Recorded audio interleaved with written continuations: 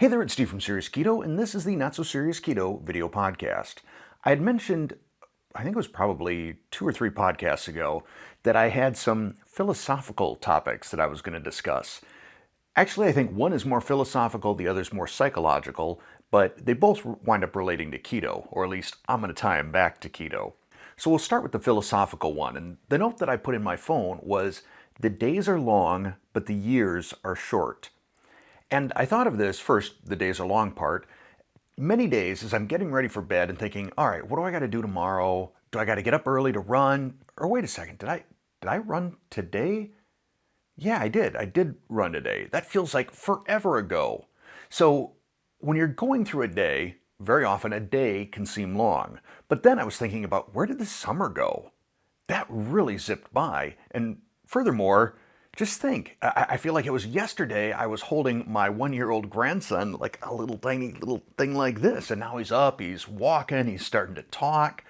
And then I start to think about coworkers, former coworkers that I haven't seen. You know, all the ones that were like, oh, we'll be besties forever, stay in touch, that I haven't seen in 10 years. But that kind of relates back to keto in this way. If you feel that you are on a restrictive diet, or say you're fasting, you're doing maybe an extended fast, maybe it's just sort of one meal a day or something like that, very often the days can seem long because you're not eating and you're focused on not eating or what you can and cannot eat. And that makes it feel like a long time. Now, this is one of the reasons I don't refer to, or I try not to refer to keto as a diet, because I think of diet generally as a short-term thing. You're going on a diet, and at some point you're going to come off the diet.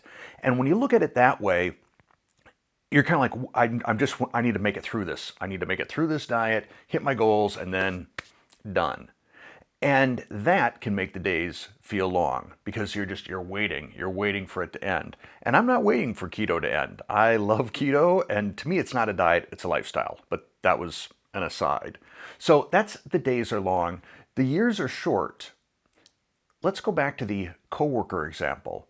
It does feel just like yesterday since I've seen a lot of people that I haven't seen in 5 years, 10 years, ideally pre-keto, and the thrill of seeing those people again, or actually let's call it like it is, the ego kick that I get from that, and they see me and they see a Steve that looks younger, healthier, happier, skinnier than they've ever seen. That's pretty awesome. So what I would love to hear now is for those of you who've had that experience of seeing someone who hasn't seen you since your weight loss transformation or your health transformation on keto, tell me what it was like. Let me know down in the comments below.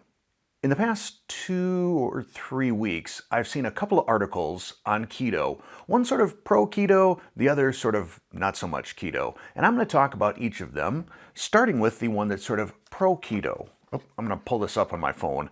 There's actually, this story showed up originally on Healthline for me, but then there's a link to the full article on nature.com. But I'm going to read the Healthline one just because it's a little bit easier to read, if I have my reading glasses on. A new study from Ohio State University has found that following a ketogenic diet may help reduce depressive symptoms in young adults. A pilot tracked 16 college students with major depressive disorder over 10 to 12 weeks and found that participants experienced a roughly 70% decrease in depression scores.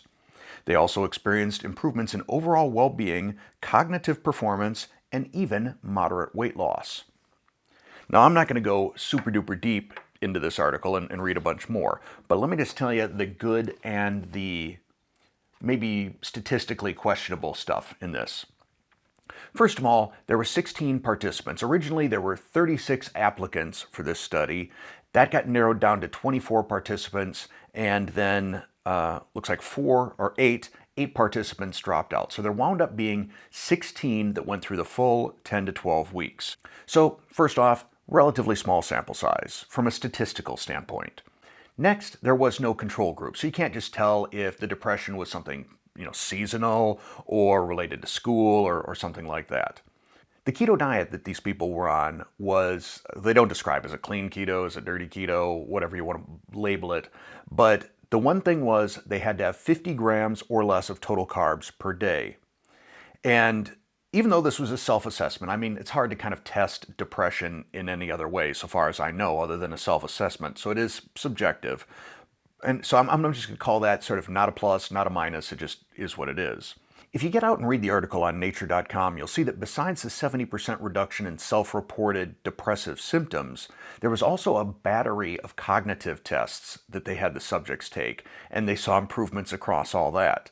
Additionally, the average weight loss of the participants in this study was 5 kilograms over the course of 10 to 12 weeks. So not too bad. Now, for those of us on keto, probably none of this comes as a big surprise. I know that my mood is so much better when I'm not consuming carbs. Even if I have just a cheat meal, the next day, I've described it as sort of the keto hangover. But it's more of a mood thing. I just feel down, I get the brain fog, all of that. So we know that ketones can pass through the blood-brain barrier. It's good brain food. So I'm not hugely surprised at the results on this. But I hope that it's something that more people find out about. And it will be interesting to see now if this is more like a pilot study and this becomes a more broad-scale study. So I look forward to seeing more on that. The next Keto in the News article/study came from Cell.com, and the big headline is that keto ages males faster than females. So this was a study done on mice, and I'm going to talk more about the mice in a minute. But essentially the study said that in male mice doing a ketogenic diet, they had more oxidative stress and cell aging than the female mice. Interestingly, the female mice put on more weight. And both groups, so far as I understand it, experienced inflammatory effects. And the study suggests that it is the presence of estrogen, at least in mice, that helps combat the aging and the oxidative stress. Now, there was a lot of statistical detail in this article, so I give them props on that. The thing is, and you don't see this until the very end of the article, where it says that the mice used in the study were C57BL/6 mice, which then I had to look up and found, interestingly, that these are mice that are frequently used in laboratory experiments because they have been inbred to create a susceptibility to metabolic disorders, especially diet-related. They are more susceptible to infections, and they have very short lifespans. So they've taken this particular strain of mice and inbred them, which is going to make, I think, for more consistent results. There's going to be less variability in terms of the subjects. But the fact that they were bred specifically to get sick and have metabolic issues easier, I feel in a way that that's a little bit cheaty in terms of trying to get results that maybe you want to get. Like if you want to prove that something is inflammatory or can cause stomach issues or something like that, these are probably the mice to use. Further, I also question, is a mouse the same as a human? I mean, obviously there's a size difference, and humans don't have tails or, the longer whiskers. Well, some people do. But whenever I see mice in a study, I'm just like, are mice supposed to be doing keto? Are mice supposed to be ingesting 40 packets of Splenda per day? Probably not. But, I mean, that's the study. I always put a great big asterisk next to any study that I see uses mice. And now especially I know to look for these C57BL/6 mice. Looking at my list of topics here, I think I'm going to cover 2 more fairly quickly and then wrap this up. First off, I want to talk about super thanks. So there's an option, there's a button somewhere down there that you can click to give me a little thanks, like a little monetary thanks. Let's call it what it is. You're sending me money. The problem is you're also sending Google/YouTube money. They take a 40% cut of that. So if you saw a video and you're like, oh, this is kind of neat, I'm going to buy Steve a cup of coffee, here's $1, I get 60 cents. You send me $10, I get 6. It's also the same for people that are the paid channel member subscribers, those people that donate money on a monthly basis to this channel. They get a few little extra perks. Once a month, I do an Ask Me Anything video with them. There's the occasional special channel member giveaway, but mostly they're doing it, I think, to help support the channel. But again, YouTube takes their 40% cut of that. And the reason I bring this up is because last week I got a pretty sizable super thanks. Thank you, Peter. And I wonder if he would have still sent that to me that way had he known that YouTube was going to get their cut. So if you're ever looking, and I'm not trying to put any pressure on anybody here, but if you're ever looking to make a donation to Serious Keto to help out the cause, to help offset some of my costs, out on SeriousKeto.com, there's a button along the top banner. I think it's on the far, from your perspective, let's see, yeah, far right side. Anyhow, I think it says donate or support Serious Keto or something like that. And then it just goes to PayPal and it bypasses YouTube and all that stuff altogether. So anyhow, but no pressure. Just wanted to let people know about that. Another thing I want to let people know that's related to the website, and it's something I'm working on trying to fix. When you want to print a recipe from Serious Keto, there's a button on the picture of the food right next to the Pinterest button. That's the one you should hit. If you go up on your browser and you say File, Print, you're going to get all the other little extra stuff, ads and things like that. And speaking of ads, and this is why I'm telling you all this, some ads pretend to be print buttons, or it'll say download, download to print, or something like that. Those are awful. Stay away from those. They're very often malware. And the problem is, I think Google will take money from anybody that will pay them to get ad space.